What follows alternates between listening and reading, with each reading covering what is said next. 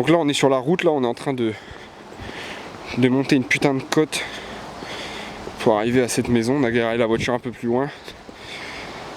Vivement qu'on arrive. Alors bonjour à toutes et à tous et bienvenue dans cette nouvelle urbex.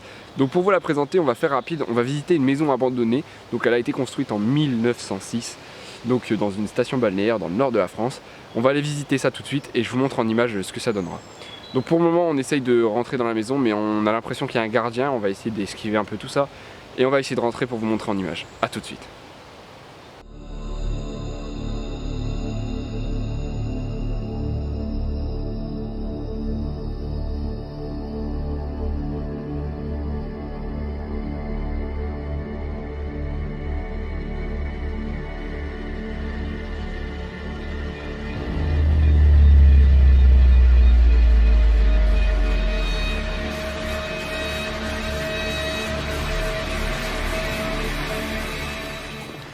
Donc voilà, ça c'est la maison du domestique en fait, donc on la visitera sans doute après si on essaye de...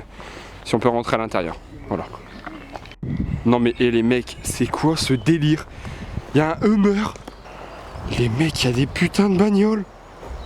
Waouh. Donc voilà, cette ville-là, ben, c'est ce qu'on vous expliquait juste avant, c'est une histoire assez particulière quand même. C'est assez bizarre. Bon, alors on va essayer de rentrer dans la maison. Le souci c'est que il y a plusieurs caméras de surveillance comme ça un peu partout, tout autour de la maison. Donc on va essayer de trouver un moyen pour rentrer. Donc je le rappelle encore une fois, on n'est pas venu ici pour casser ou pour détruire quelque chose. On est juste là venu pour visiter un peu le bâtiment parce qu'il a une sacrée histoire.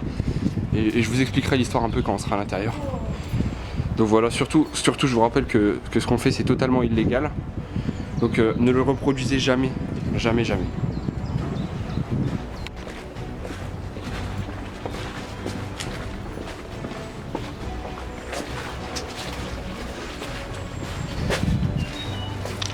Donc voilà, on vient de réussir à rentrer dans la maison. Donc là j'ai entendu dire qu'il y avait une cave. Attendez, je vais tenir ma lampe.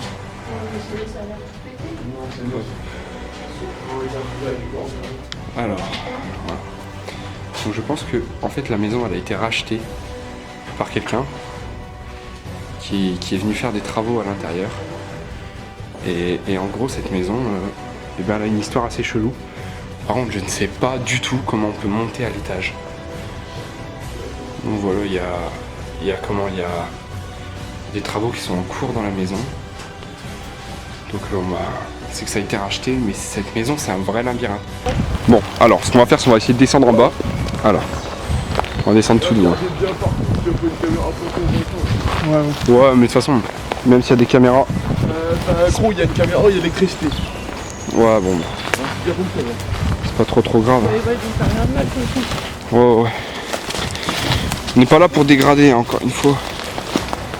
Alors, il y a une entrée à première vue ici. Bon. On va pas tomber. Ça fera une belle vidéo celle-là.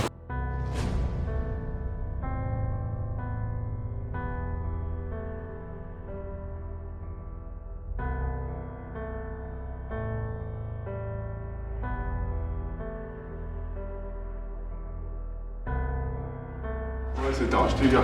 Vendu. Avant. Et tous des travaux, c'est des travaux qui ont été faits par l'entreprise. Putain, fait chier, c'est con. Parce que cette maison, elle a une histoire assez particulière quand même.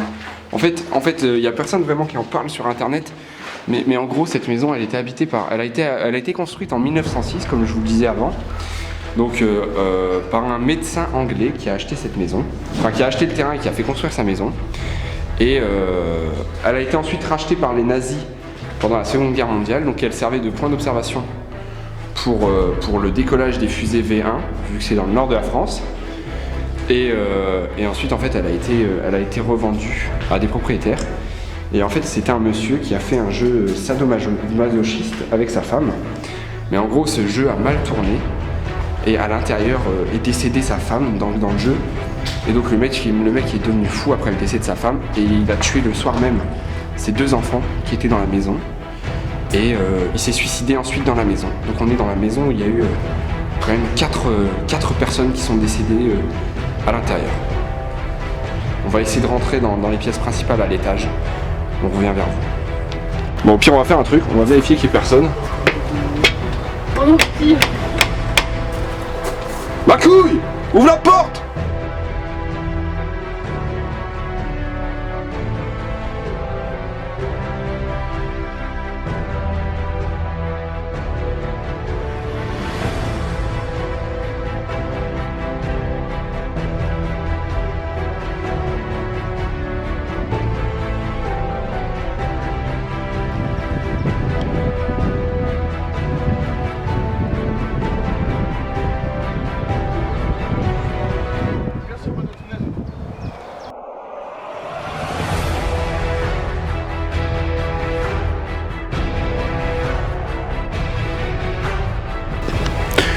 Ok les gars, on vient de partir de la maison parce que en fait on est dans le jardin, mais je peux pas parler fort parce qu'en fait il y a un type là, je sais pas si vous le voyez, il est en train de rentrer dans la maison, donc en fait c'est, on pense un gardien ou un truc comme ça.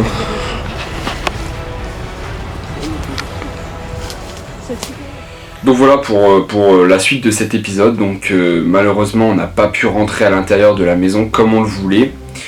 Donc ce qui fait qu'on s'est retrouvé resté coincé à l'intérieur. On a essayé justement de passer par le balcon et au moment où on a commencé à monter à l'échelle pour aller vers le balcon, il y a un mec qui est apparu comme par magie dans la maison, enfin à l'entrée du domicile.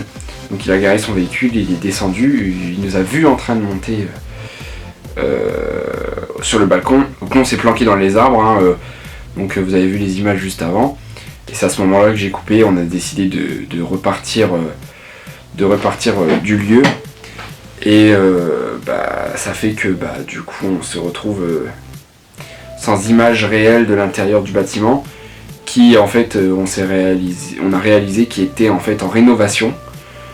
Alors on comprend pas trop parce que la maison elle est abandonnée depuis 2013 et encore la semaine dernière il n'y avait rien quoi. Du coup ça fait que voilà, on s'est retrouvé à ne pas pouvoir rentrer dans le domicile et on s'excuse de ne pas avoir réussi à réaliser cette urbex.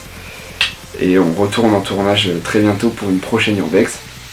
Et qui j'espère sera quand même beaucoup mieux, mais on a fait des repérages dans le bâtiment et on a quand même réussi à rentrer à l'intérieur et c'était pas mal.